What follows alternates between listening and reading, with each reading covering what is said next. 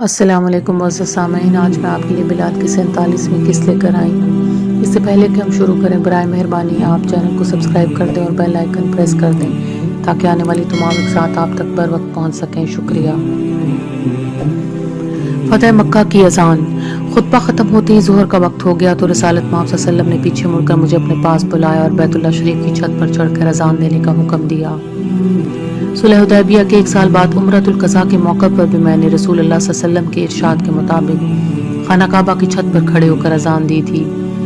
اسی موقع پر ابو قبیس پر بیٹھے سرداران قریش کے تاثرات مجھ تک پہنچ گئے تھے، مگر آج جب فتح مکہ کے دن مجھے خانہ کعبہ کی چھت پر سے اذان دینے کا حکم ملا تو مجھ میں کسی اور کے تاثرات محسوس کرنے کی گنجائش ہی نہیں تھی۔ میں خود اپنے تاثرات کے سمندر میں ہچکولے کھا رہا تھا۔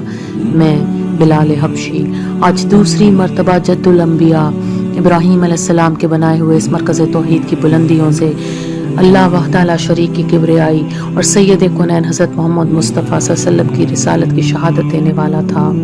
مسجد نبوی میں میری پہلی اذان کو رسالت مآب صلی اللہ علیہ وسلم نے اپنی مسجد کی تکمیل سے تعبیر فرمایا تھا۔ آج خانہ کعبہ سے میری تکبیر الہی کو وہ کل نبی بنین و انسان کے لیے تطہیر کعبہ کا اعلان بنانا چاہتے تھے۔ یہ بلال حبشی کی معراج تھی۔ میں باب ملتزم کے ساتھ چھت سے لٹکے ہوئے رسوں کے سہارے کعبے کی دیوار پر چڑھنے لگا۔ ہانپتا کانپتا، ہاتھ کونیاں پاؤں ٹکاتا، آہستہ آہستہ اوپر ہوتا گیا اور آخرکار چھت کی منڈیر پکڑ کر اوپر پہنچ گیا۔ بہت تھک گیا تھا۔ جوانی کا زور اب نہیں رہا تھا۔ 50 سال کا ہونے والا تھا، مگر جوش و جذبہ پہلے سے کہیں زیادہ تھا۔ فوراً لمبے لمبے سانس لے کر اپنے آپ کو سنبھالا اور اذان دینے کے لیے کھڑا ہو گیا۔ کعبے کے گرد ایک بہت بڑے دائرے میں رکھے ہوئے 360 بت جن پر 1 سال پہلے میری اذان سن کر لرزہ طاری ہوا تھا، اس وقت آگ میں جل چکے تھے۔ ان سے دھواں اٹھ رہا تھا۔ کعبہ بتوں سے پاک ہو چکا تھا۔ اس مرکز توحید میں بتوں کا وجود ہماری عبادت کی لطافت میں کثافت کے عنصر کی طرح شامل رہتا تھا۔ نیچے لوگوں کا جنب غفیر تھا۔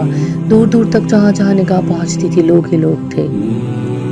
مکے کی شکل سامنے میز پر رکھے ہوئے پیالے جیسی ہے، بیچ میں خانہ کعبہ اور چاروں طرف پیالے کی دیواروں کی طرح اوپر جاتا ہوا پہاڑی سلسلہ جس پر شہر آباد ہے۔ کعبے کی چھت سے اس دن میری نظر ادھر بھی اٹھ گئی جہاں رباح اور حمامہ رہتے تھے، میرے والدین جن کے یہاں میں کیڑوں مکوڑوں کسی حیثیت میں پیدا ہوا تھا، جہاں میرا بچپن گزرا تھا۔ صحن کعبہ تو بھرا ہوا تھا ہی، چاروں طرف پہاڑیوں کی بلندیوں پر بھی لوگ موجود تھے۔ میں نے اذان شروع کی۔ میرے پہلے ہی لفظ پر میرے نیچے کھڑے ہجوم کا شور تھم گیا۔ دوسری تکبیر کہی تو مکمل سکوت طاری ہو گیا۔ میری اذان اس دن ایک غیر معمولی تاثر تھا۔ یہ میں اس لیے کہہ سکتا ہوں کہ میری اذان کے الفاظ سامنے پہاڑیوں سے ٹکرا کر واپس مجھ تک پہنچ رہے تھے۔ یہ باز گشت مجھے بہت اچھی لگی۔ معلوم ہوتا تھا تمام کائنات میرے ساتھ توصیف ربانی، شہادت رسالت اور دعوت صلات میں شامل ہے، اور حریم قدس جسے اسلام کے معمار اول حضرت ابراہیم علیہ السلام نے تعمیر کیا تھا، ہزاروں سال بتکدہ رہنے کے بعد آج پھر ایک حبشی غلام کے نغمہ توحید سے گونج رہا تھا۔ یہ اذان اسلامی انقلاب کی کامیابی کا اعلان تھی۔ میں نے شہادت رسالت دیتے وقت رسول اللہ صلی اللہ علیہ وسلم کی طرف اشارہ کیا۔ ان کا سر تشکر سے جھکا ہوا تھا۔ اس بدر کامل کے کرد فرش کعبہ پر ستاروں کا ہجوم تھا، جن میں سے نہایت روشن ستاروں کا ایک جھرمٹ حضور صلی اللہ علیہ وسلم کے ساتھ تھا۔ ابو بکر، عمر، علی، عبد الرحمن بن عوف، ابو ذر غفاری رضی اللہ تعالیٰ عنہ اور بھی بڑی بڑی روشنیاں تھیں۔ فاصلے فاصلے سے بغیر کسی ترتیب کے عجب چکا چوند کا عالم تھا۔ ایک کہکشاں تھی جو حرم کعبہ کے فرش پر اتر آئی تھی۔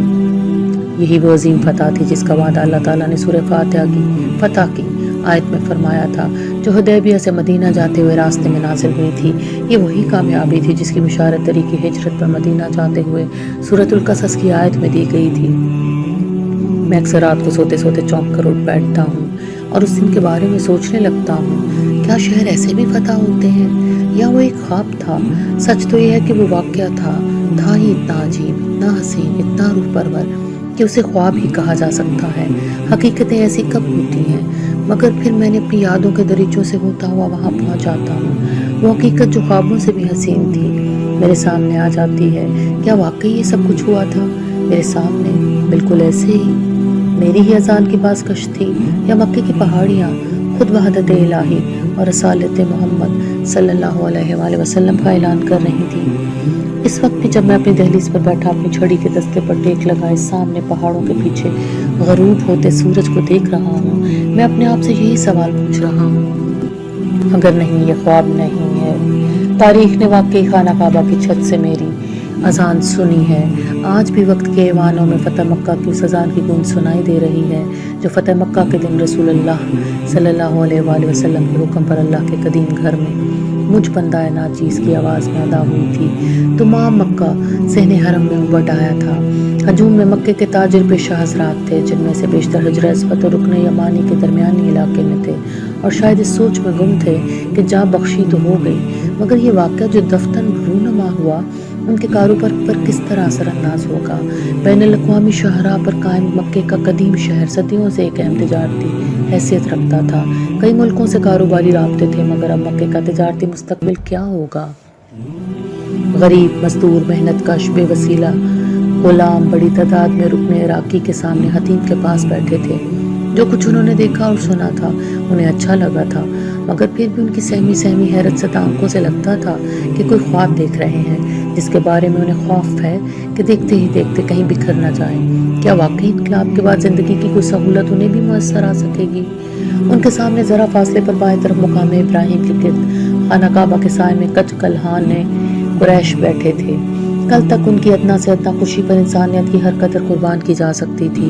دولت و ثروت، حکومت، اثر و رسوخ، اختیار، سب کچھ ان کی میراث تھا، مگر اس تغیر کے بعد جو صورتحال ان کا مقدر بنتی نظر آتی تھی ان کے لیے پریشان کن تھی۔ وہ بے بس تھے، مگر اس بے بسی کے عالم میں بھی سوچتے تھے کہ اسلامی مساوات کی کڑوی گولی عملاً کس طرح حلق سے نیچے اترے گی۔